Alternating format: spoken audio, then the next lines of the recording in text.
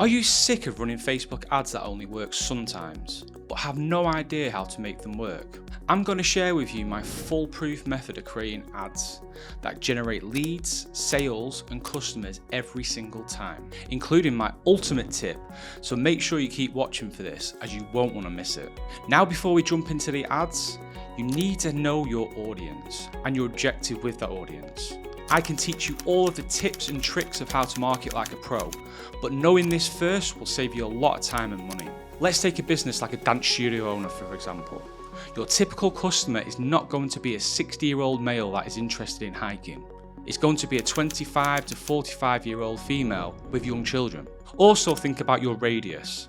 If you operate from a physical location, how far is your customer willing to travel? Some marketers will say, let AI do all the work for you, keep it broad enough for it to work it out. I'm not quite ready for AI to take over the world just yet though, so I like to help it along the way. Marketing is just about thinking logically, putting yourself in your customer's shoes. Would they travel 2 hours for you? Are your customers over 40? Do they live in the North Pole? You get the picture. Now you have the potential customers. Let's get into the campaign. First, you have to know your objective. Are you trying to generate sales, leads, engagement? You need to be clear at this stage of what you're trying to achieve. Facebook are very good at finding the right people that fall into these objectives, so we need to allow them to do so. For most businesses though, you're going to want to select leads, as you're going to want to convert a visitor into a lead or a customer. I personally use the manual leads campaign as I want to have more control over my setup. I leave A/B test off for now until you've mastered the art of running ads. Turn on Advantage campaign budget and enter your desired budget. This will spread your budget over multiple ads and all of your ad sets. Ideally, you want to select a website for conversion location, as this will generate leads with the highest intent. Only do this though if you have a landing page which is optimized with a pixel installed. The pixel is the most important part of this process. This will allow you to see which ad sets and ads are performing, so you can optimize the campaign and have only winners in the corner. Alternatively, if you don't have a website, you can select a lead gen form. Leave dynamic creative off, as this will sometimes change your ad format in ways you won't want. If your business serves an area, select a radius, making sure that people living in this location. Alternatively, leave this as a whole country if your business is national. Select an age range and gender, keeping your ideal typical customer in mind. You want to make sure you select demographics you feel relate to your potential customer. For example, if you're selling golf clubs, you want to select people that are interested in golf. Make sure you keep an eye on the audience size. The minimum audience size you're aiming for is 250,000, as Facebook needs a broad audience to learn from.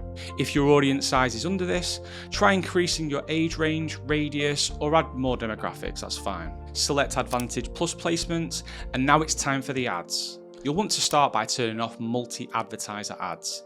I personally don't like this feature and I don't think it improves performance. Now, luckily for you, these days creating ads is made a whole lot easier with the use of AI.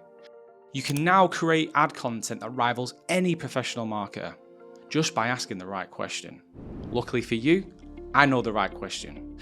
If you head over to ChatGPT and use the following prompt, write me 5 Facebook ad copies based on this landing page, with 2 containing a list of 5 USPs with 2 100 to 25 and 150 characters, and include a special offer with no hashtags. It will give you some great ad content that you can then use for your ads, but you might want to change a few things so it suits your business. The key is to give feedback of what they produced. You might want ad copy that is less formal or focus more on a USP. Just let them know and they will work their magic. The most important part of this process though is the hook or offer to get people to convert. This can be a percentage discount, a freebie, or anything that makes the person feel like they're getting value for taking action. My ultimate tip though is to create a hook that answers a question for your customers that want answering. For example, if you sell tennis rackets, you could give customers a guide on how to do the perfect serve.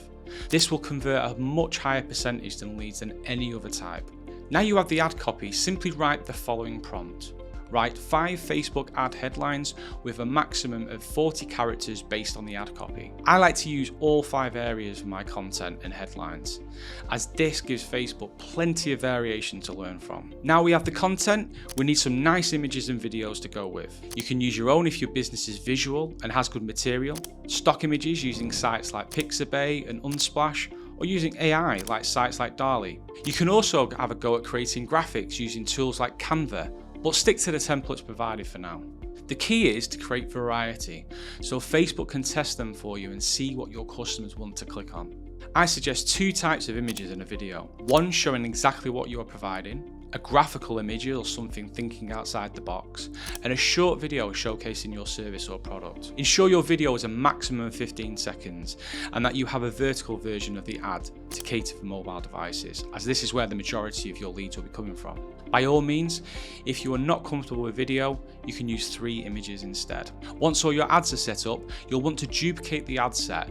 This is so you can test multiple demographics at the same time. This is really important as it helps narrow down the campaign to the winning ads and ad sets. Once duplicated, you can then remove previous interest and select some new ones. Again, ensuring that the audience size is at least 250,000. You can repeat this process as many times as you want. Just make sure you don't duplicate any interests. Now you have the campaign, it's ready to launch. The first 7 days of any Facebook campaign is the learning phase. This is where Facebook's AI works out the perfect people to serve your ads to. During this period, you do not want to touch the ads at all, as this will reset the learning phase. You can normally see quite clearly after 7 days which ad sets and ads are performing well. However, keep it running if you have a few that are close. From here, you can simply turn off the losing ad sets and ads and be left with the winning performers. It's important to note that your Facebook campaign is only truly optimized once it's produced a minimum of 50 leads. After your initial 7-day optimization period, if it's still not producing the amount of leads you want, don't panic. It's still just learning until it gets to 50. Hopefully you enjoyed this video. If you did, please make sure you leave a comment and like.